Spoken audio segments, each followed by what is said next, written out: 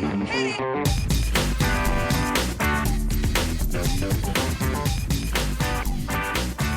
morning, good afternoon, good evening, and welcome to today's Caffeine for the Soul. And today's episode has a somewhat unusual title because normally you think of these as being a little more upbeat than one called Why It Makes Sense to Be Unhappy. But bear with me, I do have a point.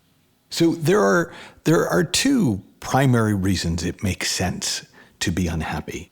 And the first is that unhappiness seems to be, to a lot of people, a very sensible response to the nature of the human condition.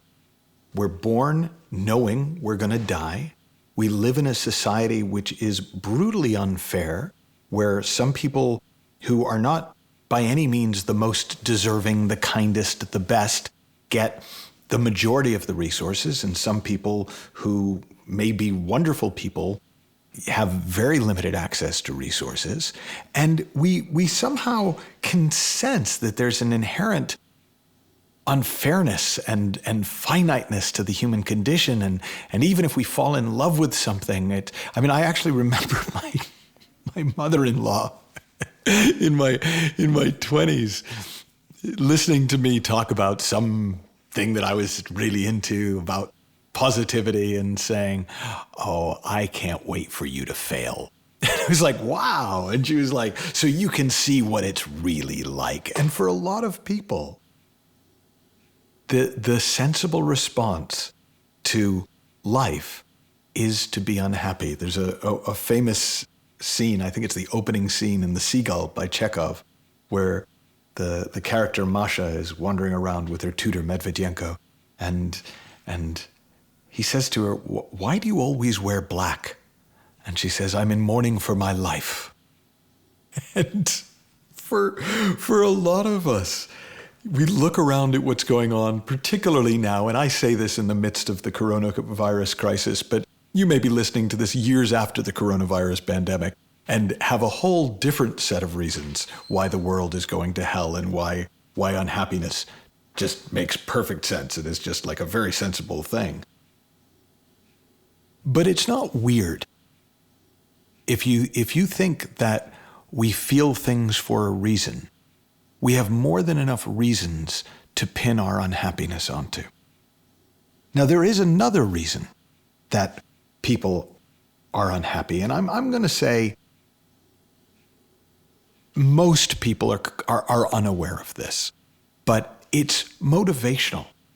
We try to make ourselves unhappy about something in order to motivate us to change it. So people will be really unhappy about how fat they look to try to motivate themselves to diet or exercise. They will try to get really unhappy about the state of the world and get other people unhappy about the state of the world in order to motivate them to take action and do something to change the world.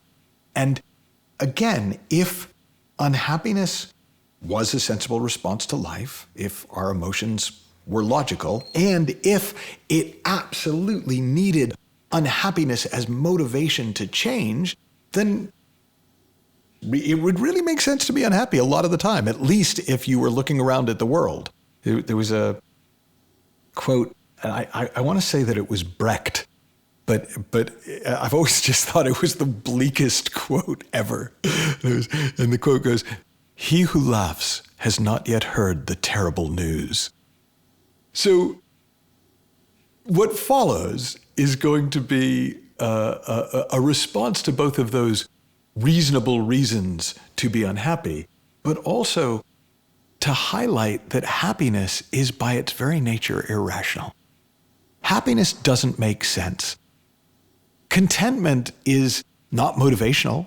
In other words, if we're content, that's not going to drive us to do anything. And to be happy in a world where everything you love is going to die seems utterly... Now let me take each one of those in turn. If our feelings came from circumstances, if the world was as outside in as most of the world seems to think it is, then certain situations just are stressful, and certain situations just are sad, and certain situations just are scary, and certain situations just are fun, and certain situations just are beautiful. But we know that most of us can't even agree on whether a movie is any good, let alone what reaction we're supposed to have in a particular experience. I always remember going to the movie The Blair Witch Project with my wife, which was a very low budget horror film that made, I think, hundreds of millions. And it was sort of very much homemade with a shaky handheld cameras. And I remember watching it, and I was just sitting there dying for the movie to be over so I could turn to Nina and we could talk about how crap it was. But when the movie was over, I turned to Nina and I saw that she was just terrified. And she just, eyes wide, said, "That was the best movie I've ever seen." And again, I realized, oh yeah, our reaction isn't in the movie. Our experience isn't in the world. It's in us. So we can't say that anything is a sensible way to feel about life, is the only way to feel about life. Because we all feel differently about all kinds of things. And we even feel differently about the same thing at different times, where sometimes it seems like the worst thing that ever happened, and other times we're actually incredibly grateful for it.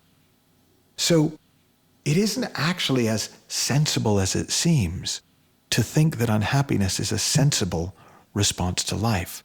Well, what about the motivation part? Well, there is no doubt that sometimes being upset about something can be a great stimulus to begin a process of change. But in order for it to sustain, you have to keep yourself unhappy about it. You have to keep basically making yourself miserable so you can change the thing you want to change so that you can be happy. Now that's actually incredibly irrational. I'm going to make myself unhappy in order to do things to make myself happy. Why not cut out the middleman? One of the most blatant examples of that I've had in my career as a coach was I was working with a film critic who wanted to write his own screenplays. He came to a session one day and he said, "God, I hate my job." And I just looked at him and said, "No, you don't." And he said, "What do you mean?" And I said, "You love your job. You were always talking about how much you love your job. What are you?" And he was like, "Well, yeah, but," and I said, "Look, I get it. You're trying to convince yourself that you hate your job because you think you need to hate your job in order to focus more full time on screenwriting." And I shared with him a quote from Bruce DeMarsico, the founder of the option method. And he said, "Human beings are the only animals who shit in their own nests to get themselves to move out." In other words, in the rest of nature, we change because something catches our eye. We change because we have an inner movement to change. The chick hatches not because it's unhappy being inside the egg, but because it's time. And if we allow it, if we allow for it, we'll see that human nature is the same. When we rest in our well-being, when we sit in happiness, we don't stay stagnant. This idea that if I was happy, I would just sit on my porch all day staring at at the ground makes no sense, because people who sit in their chair all day staring at the ground are depressed, not happy. Happiness comes with aliveness. Happiness comes with energy. The happier we are, actually, as a rule, the more we're inclined to do. Not to get out of our unhappiness, but because there's something that we want to put right in the world, or there's something we want to create in the world, or it just looks fun to go out and play. So while it may make sense in some ways to be unhappy, it's not a sensible response to life, and it's a terrible strategy for change.